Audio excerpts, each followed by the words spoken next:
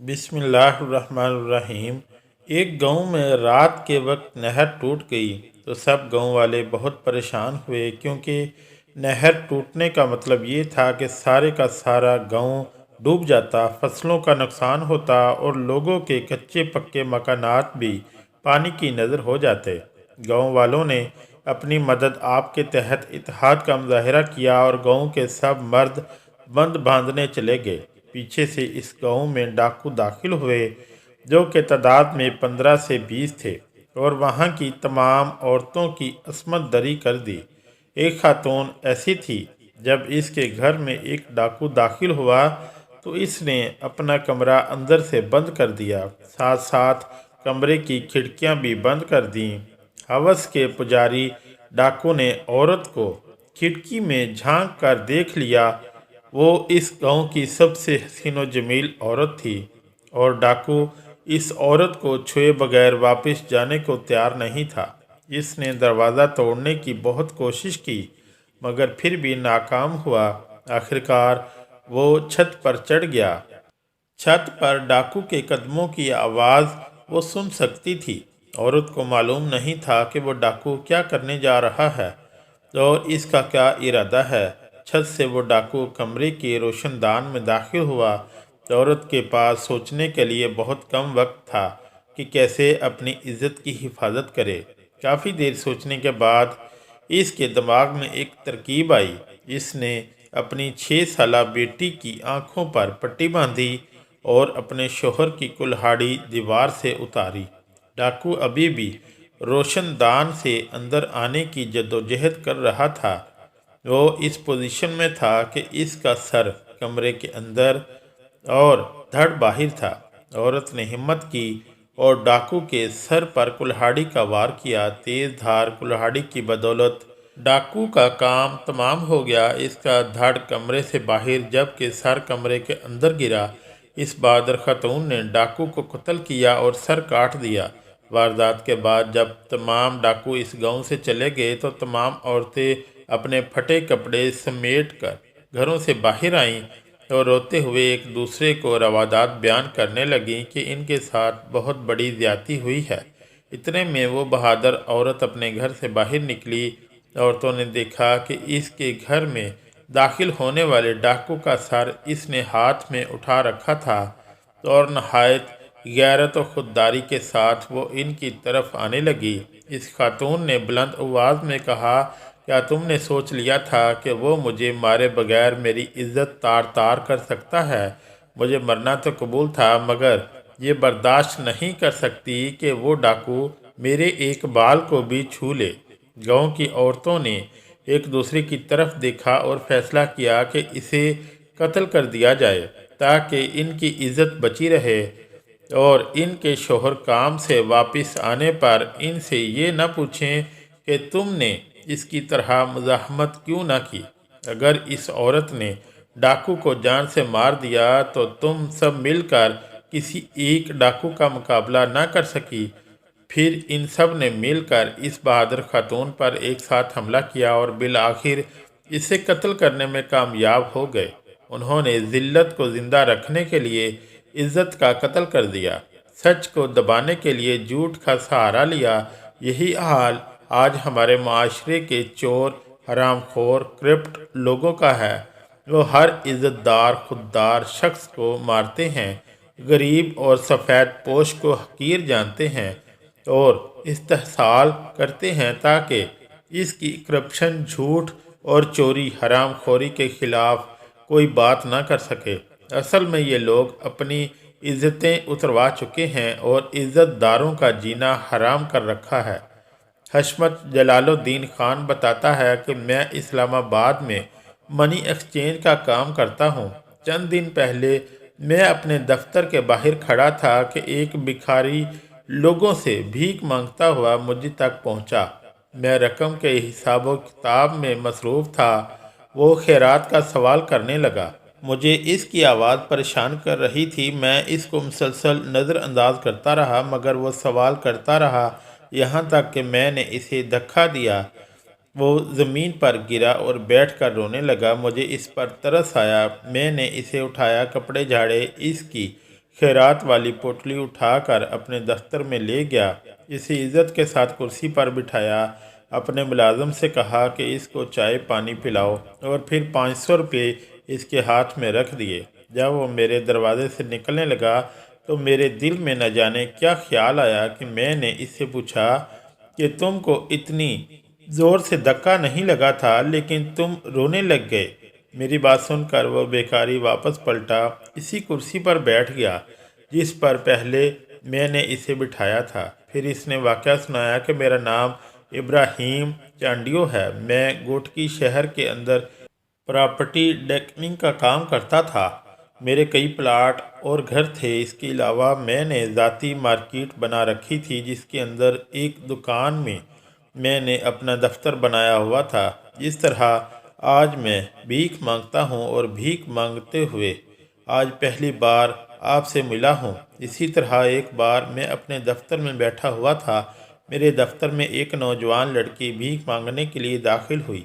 میرے دفتر میں 2-3 لوگ اور بھی بیٹھے ہوئے تھے جنہوں نے میری ہی مارکیٹ میں دکانیں کرائے پر لے رکھی تھی۔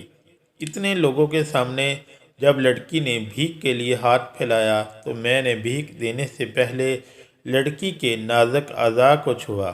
لڑکی نے سخت رد عمل کیا اور مزاحمت کی تو میں نے بھی غصے سے انکار کر دیا اور لڑکی رونے لگی اور آنسو بہاتے ہوئے ایک بار پھر میرے سامنے اپنا ہاتھ پھیلا دیا۔ میں نے اپنے شیطانی ہوس کو تسلیم دینے کے لیے چھوا اور خیرات دے دی۔ وہ لڑکی میرے دفتر سے نکلی اور پھر میری ہی مارکیٹ کے باقی لوگوں سے بھیک مانگنے لگی۔ جو میرے پاس جو دکاندار بیٹھے تھے وہ بھی اٹھ کر اپنی دکانوں میں چلے گئے۔ اس کے بعد وہ لڑکی روز آنے لگی۔ میں اس کے ساتھ روز ایسی گندی حرکت کرنے لگا، یہاں تک کہ ایک بار میں نے اس سے کہا کہ اگر تم میری جسمانی ضرورت کو پورا کرو تو میں تمہیں اتنی بھیک دوں گا کہ دوبارہ مانگنے کی ضرورت نہیں پڑے گی، مگر لڑکی نے میری خواہش کو پورا کرنے سے انکار کر دیا۔ مگر بھیک کے عوض اب بھی میں اس کے جسم کو چھو کر موقع کا فائدہ اٹھاتا، بلکہ میں نے باقی دکانداروں کو بھی ایسا کرنے پر اکسایا تھا، اور میرے اکسانے پر باقی دکانداروں نے بھی لڑکی کے ساتھ ایسی حرکات کرنا شروع کر دی تھی، اور اس عمل کے بدلے وہ اتنی بھیک دے دیتے کہ لڑکی میری مارکیٹ سے 150 روپے اکٹھا کر کے نکلتی، مگر بدلے میں اسے جس اذیت سے گزرنا پڑتا، اس کی وجہ سے جب تک وہ میری مارکیٹ میں رہتی اس کے آنسو بہتے رہتے، مگر اس کے باوجود بھی وہ روزانہ میری مارکیٹ میں آتی اور بھیک مانگتی۔ مجھ سمیت کئی دکاندار لڑکی کے جسم کو حاصل کرنا چاہتے تھے، اس لیے سب نے لڑکی کی کھوج لگانا شروع کی اور جیسے تیسے کر کے لڑکی کا گھر ڈھونڈ لیا۔ اب لڑکی کی کمزوری یا کوئی ایسی مجبوری ڈھونڈ رہے تھے جس کی وجہ سے اس کے جسم کو پا سکیں۔ ہم بھی اس کی کمزوری ڈھونڈ رہے تھے کہ ایک دن لڑکی مارکیٹ میں بھیک مانگتی آئی، اور اس دن وہ باہر سے ہی روتی ہوئی آ رہی تھی، مگر مجھے اس کے آنسو سے کوئی غرض نہیں تھی کیونکہ یہ آنسو تو روز ہی ہمارے سامنے بہاتی تھی۔ ہم نے اپنا مطلب پورا کرنے کے بعد روزمرہ کے معمول کے مطابق اس کو بھیک دے دیتے۔ اس دن اس نے 50 روپے زیادہ کا تقاضا کیا تو میں نے 50 روپے کے بدلے اس کو زیادہ دیر تک چھونے کا مطالبہ کیا۔ لڑکی نے میری بات مان لی اور ہاتھ سے جہاں تک ممکن تھا میں نے لڑکی کا استحصال کیا اور اسے 50 روپے زیادہ بھی دیے۔ اسی طرح آج اس نے ہر دکاندار سے 50 روپے زیادہ کا تقاضا کیا اور ہر دکاندار نے بدلے میں زیادہ دیر تک چھونے کا مطالبہ کیا۔ اس دن کے بعد لڑکی مڑ کر ہماری مارکیٹ میں بھیک مانگنے نہ آئی۔ جب ایک ہفتہ مسلسل گزر گیا تو مجھ سمیت سب ہوس کے پجاریوں نے لڑکی کے نہ آنے کی وجہ جاننے کی کوشش کی۔ جو وجہ معلوم کرنے کی خاطر لڑکی کے محلے میں پہنچے تو پتہ چلا کہ لڑکی جس دن آخری بار بھیک مانگ کر 50 روپیہ زیادہ لے کر آئی تھی، اسی دن خودکشی کر دی، اور اس کے ساتھ ہی پتہ چلا کہ گھر میں لڑکی کا ایک معذور بھائی بھی تھا جو اسی دن فوت ہو گیا تھا۔ لڑکی نے جو 50 سب لوگوں سے زائد مانگے تھے، ان پیسوں سے اس نے بھائی کا کفن خریدنا چاہا۔ لڑکی نے وہ پیسے لا کر میت کو غسل دینے والے آدمی کو دیے اور ساتھ بتایا کہ رات کو اس کا بھائی فوت ہو چکا ہے۔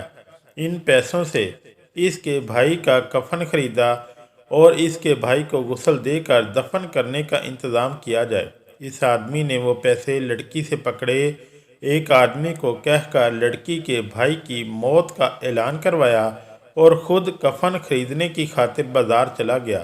اہل محلہ جب لڑکی کے بھائی کی موت کا سنا تو اس کے گھر پہنچے تو دیکھا کہ لڑکی گلے میں پھندا ڈالے چھت کے ساتھ جھول رہی تھی۔ اس کی روح جسم سے پرواز کر چکی تھی، جبکہ ساتھ میں ہی لڑکی کے معذور بھائی کی لاش پڑی تھی، جسے اپنے طور پر لڑکی نے غسل دے کر، تیل پاؤڈر وغیرہ لگا کر، بالوں کو کنگھی کر کے، گھریلو حالات کی نسبت بہتر کپڑے پہنا کر لٹا رکھا ہے۔ لڑکی کے بھائی کی لاش اکڑ چکی تھی، جس سے پتہ چلتا تھا کہ لڑکی کا بھائی بہت پہلے فوت ہو چکا تھا اور لڑکی نے اپنے تئیں اسے غسل وغیرہ دے کر اس کے جسم کو صاف کر کے لٹایا تھا اور پھر بھیک مانگنے کے لیے باہر مارکیٹ گئی۔ آج مارکیٹ میں داخل ہوتے ہی لڑکی کی آنکھوں میں بہتے آنسو کی وجہ یقیناً اس کے گھر میں پڑی ہوئی اس کے معذور بھائی کی لاش تھی۔ یہی وجہ تھی کہ آج اس نے سب سے 50 زیادہ مانگے تھے۔ اس کے بدلے زیادہ دیر تک شیطانی درندوں کی ہوس کا نشانہ بننا پڑا تھا۔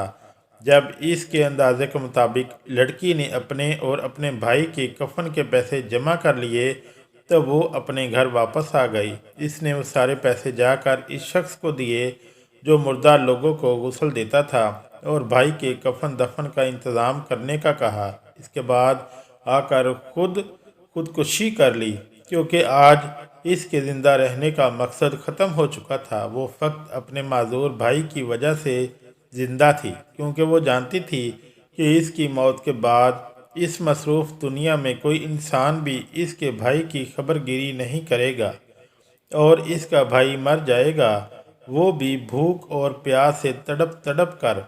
لوگ بھی اس کے بھائی کے لیے کفن دفن کا انتظام تب کریں گے جب اس کی لاش سے تعفن اٹھنے لگے گا۔ اپنے بھائی کا پیٹ بھرنے کی خاطر جس طرح کی اذیت کا سامنا کر کے وہ لڑکی بھیک مانگ لیتی تھی، یقیناً اس نے کئی بار اپنے بھائی کو اپنے ہاتھوں سے مارنے کا سوچا ہوگا تاکہ وہ دونوں بھائی اس ظالم دنیا سے چلے جائیں، مگر بھائیوں میں تو بہنوں کی جان بستی ہے، پھر چاہے وہ گونگا بہرا ہو یا معذور کیوں نہ ہو۔ بہنوں کے لیے اپنے بھائی کی جان لینا کہاں ممکن ہوتا ہے، اس لیے وہ چپ چاپ ہماری درندگی سہ لیتی اور گھر آنے سے پہلے اپنے آنسو پونچھ کر مسکراتی تاکہ اس کا بھائی اس پر بیتی قیامت اور ظلم کو جان نہ سکے، ورنہ کوئی بھی غیرت مند بھائی ایسا لقمہ پیٹ میں اتارنے سے بہتر بھوک سے مر جانا بہتر سمجھتا ہے، جس لقمے کے بدلے ان کی بہن کو مجھ جیسے درندے نوچتے ہوں۔ آج اس کا بھائی مر گیا تو لڑکی کے زندہ رہنے کی وجہ بھی ختم ہو گئی، اس لیے آج اس نے اپنے بھائی کا کفن دفن کا انتظام کرنے کے بعد خود کو بھی اس زندگی سے نجات دی۔ اس نے تو موت کو گلے لگا لیا، دنیا کے عذاب سے جان چھڑا لی، لیکن میرا عذاب شروع ہو گیا۔ جوا کھیلنے لگا اور جوے میں اپنی ساری دولت ہار گیا، دولت جو میرے اللہ نے مجھے عطا کی اور اللہ کی راہ میں خرچ نہیں کرتا تھا۔ وہ دولت اپنے ہاتھوں سے میں نے ایک جواری کو دے دی۔ میرے بچے عیش و عشرت کی زندگی گزارنے کے عادی تھے، جب وہ فاقوں میں مجبور ہوئے تو انہوں نے مجھ سے تعلق ختم کر لیا، مجھے گھر سے نکال دیا، خود محنت مزدوری کرنے لگا۔ میں نے اپنی اولاد کی لاکھ منت کی کہ مجھے ساتھ رکھو، لیکن انہوں نے مجھے ایک اضافی بوجھ سمجھا۔ مجھے میرے ہی شہر میں کوئی شخص پہچاننے کو تیار نہیں تھا۔ میں جس کے سامنے بھی بھیک مانگنے کے لیے ہاتھ پھیلاتا تو وہ شخص میرے ماضی اور لڑکی پر کیے ظلم سے واقف تھا، اس لیے مجھے کوئی خیرات تک نہیں دیتا تھا۔ مجبوراً یہاں آ گیا۔ آج جب آپ کے سامنے میں نے ہاتھ پھیلائے اور آپ نے مجھے دھکا دیا تو مجھے اپنا ماضی یاد آ گیا۔ میں سوچنے لگا کہ کبھی جب میرے سامنے کوئی ہاتھ پھیلاتا تو اس کی مجبوری سے میں کس طرح فائدہ اٹھاتا۔ اسی ظلم کی وجہ سے آج میں خود خالق کی مخلوق کے سامنے ہاتھ پھیلانے پر مجبور ہوں۔ میری اللہ تعالیٰ سے دعا ہے کہ یہ نظام یہیں رک جائے، کل کو کہیں میری جگہ پر آپ نہ کھڑے ہوں۔ حشمت جلال صاحب بتاتے ہیں کہ میں اس کی بات سن کر لرز گیا، اس سے اپنے رویے کی معافی مانگی اور ساتھ ہی بتایا کہ اللہ تعالیٰ کی ذات غفور الرحیم ہے، اس کا رحم اور اس کی مغفرت اس کے غضب پر غالب ہے۔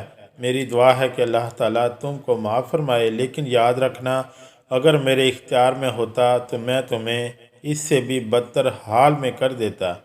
تم نے جو ظلم کیا ہے اس پر تمہیں کبھی معافی نہیں ملے گی۔ ساتھ ہی میں نے اس کی پوٹلی اٹھائی اور عزت کے ساتھ دروازے کے ساتھ چھوڑا اور کہا کہ کوشش کرنا آئندہ تم میرے سامنے نہ آؤ، تمہارے حصے کا صدقہ خیرات بھی سیکورٹی گارڈ کو پکڑا دیا کروں گا، تم جب بھی آؤ گے وہ تمہیں دے دیا کرے گا، لیکن کوشش کرو کہ ہر آدمی کو اپنی بات بتاؤ، طاقت دولت پر فخر کرتے ہوئے فرعون بنے، یہ لوگ سمجھ سکیں کہ یہ دولت در حقیقت ان کی نہیں بلکہ اللہ تعالیٰ کی عطا کردہ ہے، اور یہی بہتر ہے کہ اس دولت کو مخلوق خدا پر لگایا جائے۔